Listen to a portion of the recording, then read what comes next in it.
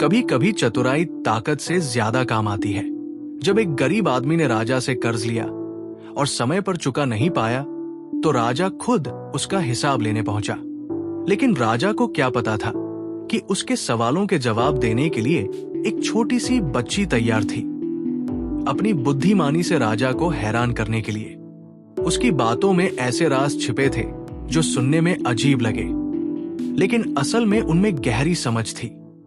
आखिर लड़की ने ऐसा क्या कहा जिसने राजा को चौंका दिया, और क्या हुआ उस गरीब आदमी के कर्ज का? देखिए इस रोचक कहानी को, जो न केवल आपका मनोरंजन करेगी बल्कि आपको ये भी सिखाएगी कि बुद्धिमत्ता हर मुश्किल का हल निकाल सकती है। एक गरीब आदमी था। एक दिन वो राजा के पास गया और बोला, महाराज, मैं आपसे कर्ज मांगने आया हूँ। कृपा कर मुझे 5,000 रुपए दें। मैं 5 साल के भीतर आपका कर्ज लौटा दूंगा। ठीक है, मैं तुम्हें 5,000 रुपए देता हूँ, लेकिन समय पर लौटाना मत भूलना। समय बीतता है, 5 वर्ष पूरे हो जाते हैं, लेकिन गरीब आदमी कर्ज नहीं लौटाता। राजा कई बार उसके घर जाता है, लेकिन हर बार उसे टाल दिया जाता है। फिर एक दिन राजा गरीब आदमी के घर आता है, लेकिन वहां सिर्फ एक छोटी लड़की बैठी होती है। राजा ने उसी से पूछा, बेटी, तुम्हारे पिताजी कहाँ हैं? पिताजी स्वर्ग का पानी रोकने गए हैं। और तुम्हारा भाई? बिना झगड़ा के झगड़ा करने गया है। और तुम्हारी माँ? माँ 1 से 2 करने गई है। और तुम यहाँ बैठी क्या कर रही हो? मैं घर बैठी संसार देख रही हूँ। राजा को कुछ भी समझ नहीं आता। वो गहरी सांस लेकर शांत होता है और फिर प्यार से पूछता है, बेटी, मैं तुम्हारी किसी भी बात का मतलब नहीं समझा। मुझे सीधे सीधे समझाओ। अगर मैं सब कुछ समझा दूं तो आप मुझे क्या देंगे? जो मांगोगी वही दूंगा। तो मेरे पिताजी का कर्ज माफ कर दीजिए, फिर मैं सब कुछ बता दूंगी। ठीक है, मैं तुम्हारे पिताजी का कर्ज माफ करता हूँ। अब बताओ। महाराज, आज नहीं, कल आइए, मैं कल सब समझा दूंगी।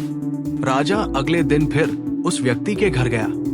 आज वहां सभी लोग मौजूद थे। वो आदमी, उसकी पत्नी, बेटा और उसकी बेटी भी। राजा को देखते ही लड़की ने पूछा, महाराज, आपको अपना वचन याद है ना? मुझे याद है। तुम अगर सारी बातों का अर्थ बता दो तो मैं तुम्हारे पिताजी का सारा कर्ज माफ कर दूंगा। अब तो मुझे सब कुछ बताओ। महाराज, जब मैंने कहा कि पिताजी स्वर्ग का पानी रोकने गए हैं, तो उसका मतलब था कि बारिश हो रही थी और घर की छत टपक रही थी, जिसे रोकने के लिए वे छत की मरम्मत कर रहे थे। समझ गया। और तुम्हारा भाई? भैया बिना झगड़े के झगड़ा करने गए थे। मतलब वे रेंगनी के कांटे काट रहे थे। कांटे काटते समय खुद को चुभ ही जाते हैं, इसलिए बिना झगड़े के भी झगड़ा हो गया। अच्छा, और तुम्हारी माँ? माँ 1 से 2 करने गई थी, यानी अरहर की दाल पीसने गई थी। जब साबुत दाल पीसी जाती है तो एक दाना 2 हिस्सों में बंट जाता है। तुम क्या कर रही थी? चावल का एक दाना देखकर पूरा भात पकने का अंदाजा लगा रही थी, यानी घर बैठकर ही चावल का पूरा संसार देख रही थी। तुम तो बहुत चतुर हो, लेकिन ये सब तुमने कल भी बता सकती थी। फिर मुझे आज क्यों बुलाया?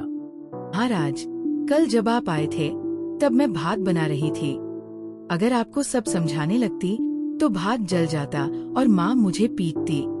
और अगर मैं अपने परिवार को बताती कि आपने कर्ज माफ कर दिया है, तो वे मेरी बात पर विश्वास नहीं करते। लेकिन आज जब आपने खुद कहा तो सबको यकीन हो गया। राजा लड़की की बात सुनकर बहुत ही प्रसन्न हुआ। उसने अपने गले से मोतियों की माला निकाल उसे देते हुए कहा, बहुत ही चतुराई भरी बात कही। बेटी, यह लो, यह मोतियों की माला तुम्हारी चतुराई के लिए पुरस्कार है। मेरे पिताजी का कर्ज तो मैं माफ कर ही चुका हूँ। अब तुम्हें या तुम्हारे घर वालों को मुझसे बहाना नहीं बनाना पड़ेगा। अब तुम लोग निश्चिंत होकर रहो।